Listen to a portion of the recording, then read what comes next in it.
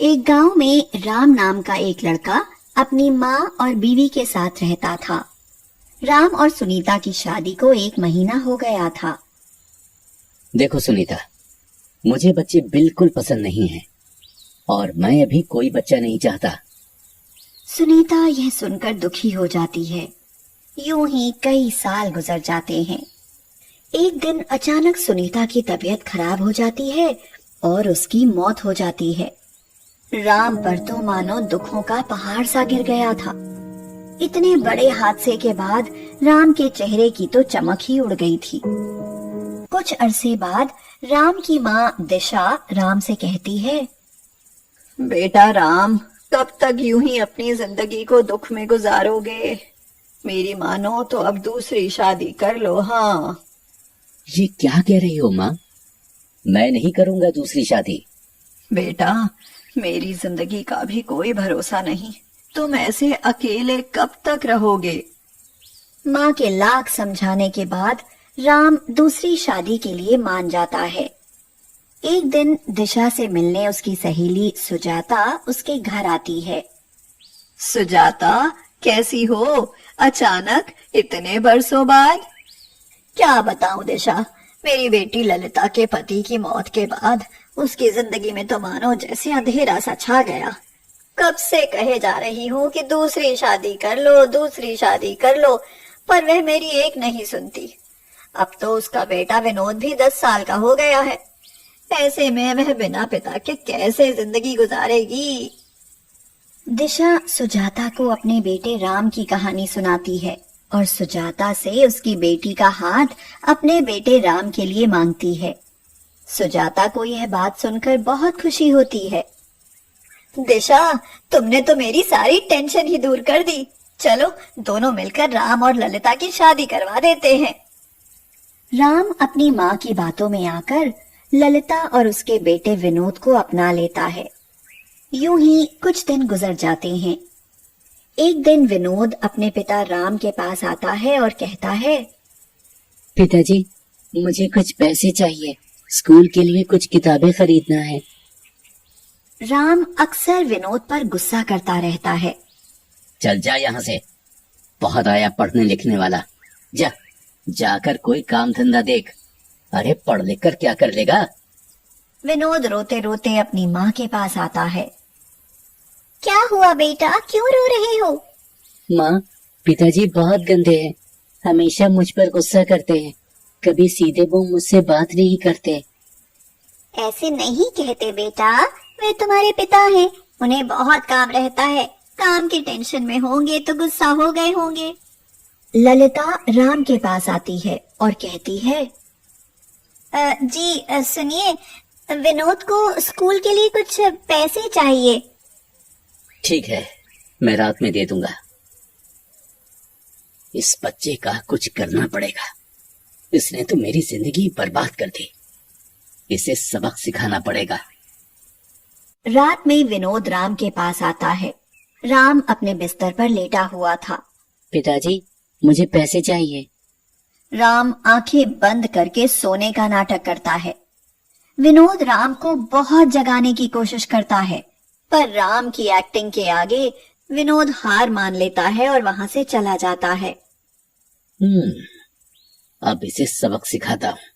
रात में सबके सोने के बाद राम विनोद के कमरे में जाता है। विनोद को सोता देख राम चुपके से उसकी स्कूल बैग में कुछ पैसे रख देता है और वहां से अपने कमरे में चला जाता है। अगले दिन सुबह, अरे ललिता, मुझे काम पे जाना है, कमरे से मेरा पर्स ले आना। जी यह लो आपका पर्स। राम पर्स खोलकर देखता है, उसमें पैसे नहीं रहते। ललिता, मेरे पर्स में पैसे थे, कहाँ हैं? जी मुझे नहीं पता, आपका पर्स तो वही रहता है जहाँ हमेशा आप रखते हैं। तो फिर इसमें से पैसे किसने लिए? जी मैंने तो नहीं लिए, मुझे चाहिए होते तो मैं आपसे मांग लेती ना। मैंने रात को विनोद को अपने कमरे में आते देखा था, कहीं उसने तो नहीं लिए? जी आप क्या बोल रहे हैं? मेरा बेटा ऐसा नहीं है, वह बिना पूछे कुछ नहीं लेता। वो मेरे पास कई बार आया था, मैंने उसे मना कर दिया था। शायद उसी ने चोरी की हो। ललिता जोर से चिल्लाती है और विनोद को वहां बुलाती है। विनोद, जी माँ। विनोद, तुमने रात को अपने पिताजी के पर्स से पैसे लिए थे क्या? नहीं माँ, मैंने नहीं लिए। अरे ये कैसे बोलेगा, चोरी की है, इसकी तलाशी लो। राम विनोद का स्कूल बैग लेता है और उसमें देखता है तो उसके पैसे निकलते हैं। यह देखकर ललिता खामोश हो जाती है। राम विनोद को बहुत मारता है। तुम्हें पैसे नहीं दिए तो तुम चोरी करने लग गए। यह कहकर राम विनोद को बहुत गुस्सा करता है और वहां से चला जाता है। राम तो अपने मकसद में कामयाब हो गया था। उसने विनोद को नीचा दिखा ही दिया था। विनोद रोते हुए कहता है, मैंने चोरी नहीं की, मुझे नहीं पता मेरे बैग में पैसे कैसे आए। झूठ मत बोल, आज तूने मेरी नाक कटवा दी। ये सिखाया था मैंने तुझे कि चोरी कर। विनोद रोता रहा, गिड़गिड़ाता रहा, पर ललिता ने उसकी एक नहीं सुनी। विनोद रोते रोते ही स्कूल चला जाता है। यूं ही राम विनोद पर अत्याचार करता रहता था और विनोद को बार बार नीचा दिखाता रहता है। एक दिन राम ललिता से कहता है, ललिता, मैं आज विनोद के स्कूल गया था। वहां जाकर मुझे पता चला कि विनोद का पढ़ाई में कोई ध्यान नहीं है और कई बार तो वो स्कूल भी नहीं आता। तो मैं क्या करूं जी? उसे इतनी बार समझाया है पर वह मेरी एक नहीं सुनता। मेरी सुनो तो इसे कोई काम या धंधे पर लगा देते हैं। नहीं जी, हम ऐसा नहीं कर सकते। इससे तो उसका भविष्य खराब हो जाएगा। तो अभी कौन सा उसका भविष्य अच्छा है? इतना समझाने के बाद भी वो किसी की नहीं सुनता है। राम ने ललिता के दिल में विनोद के लिए इतनी नफरत पैदा कर दी थी कि उसे भी विनोद पर बहुत गुस्सा आने लगता था। बेचारा भोला भाला विनोद पिता के झूठे इल्जाम और अत्याचार से बहुत परेशान हो गया था। राम तो पहले से ही उसे पसंद नहीं करता था और ऊपर से उस पर इतना अत्याचार जुल्म करता था। कभी घर का काम करवाता था तो कभी अपने जूते पॉलिश करवाता था। फिर एक दिन राम घर में बेड पर बैठे लैपटॉप पर काम कर रहा था। इतने में विनोद उसके रूम में आता है। राम अपने काम में इतना व्यस्त था कि उसका ध्यान ही नहीं कि विनोद उसके रूम में आया है। पिताजी, मेरे साथ बाहर चलिए, मुझे कुछ सामान लेना है। अभी जा यहाँ से, मैं बहुत बिजी हूँ। नहीं पिताजी, अभी चलिए। तुझे एक बार में समझ में नहीं आता क्या? नहीं बोले तो नहीं। विनोद राम के लैपटॉप पर जोर से हाथ मारता है और लैपटॉप नीचे गिर जाता है। अरे ये क्या किया तूने? राम विनोद को इतनी बुरी तरह मारता है। एक मासूम बच्चे को मार मार कर इतना लहूलुहान कर देता है और वहां से चला जाता है। विनोद के शरीर से बहुत खून बहता है और वह दर्द के मारे तड़पते हुए चिल्ला रहा है। इतने में ललिता कमरे में विनोद को इस हालत में देख फौरन डॉक्टर को बुलाती है।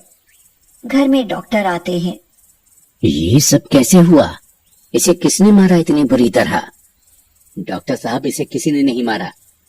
मैं कमरे में गई तो यह ऐसे जख्मी हालत में पड़ा हुआ था। मुझे लगा कहीं से गिर गया होगा। नहीं नहीं, इसे बहुत बेरहमी से मारा गया है। नहीं, आप क्या बोल रहे हैं? ऐसे कौन करेगा? इसके पिताजी तो बाहर थे और मैं किचन में थी। वो सब मुझे नहीं पता, पर ये पुलिस केस है। डॉक्टर पुलिस को घर बुलाता है। पुलिस को घर आते देख राम टेंशन में आ जाता है। विनोद मेरे बारे में सब कह देगा और अब मेरी तो खैर नहीं। विनोद बेटा, तुम्हें किसने मारा? मैं बेड से गिर गया था और मेरे ऊपर भारी वजन गिर गया था और कमरे में भी कोई नहीं था। मैं सबको जोर जोर से आवाज लगाता रहा पर वहाँ कोई नहीं था। पिताजी, माँ सब बाहर थे। यह बात सुनकर राम की आंखों में आंसू आ जाते हैं। मैंने इस बच्चे पर इतना जुल्म किया और उसने मुझे पुलिस से बचा लिया। राम को बड़ा अफसोस होता है। वह विनोद को गले लगाकर कहता है, तुम मेरे सौतेले नहीं बल्कि मेरे सगे बेटे से भी बढ़कर हो। ऐसा कहकर राम विनोद से माफी मांगता है। उस दिन के बाद से राम विनोद को एक अच्छे पिता की तरह रखता है।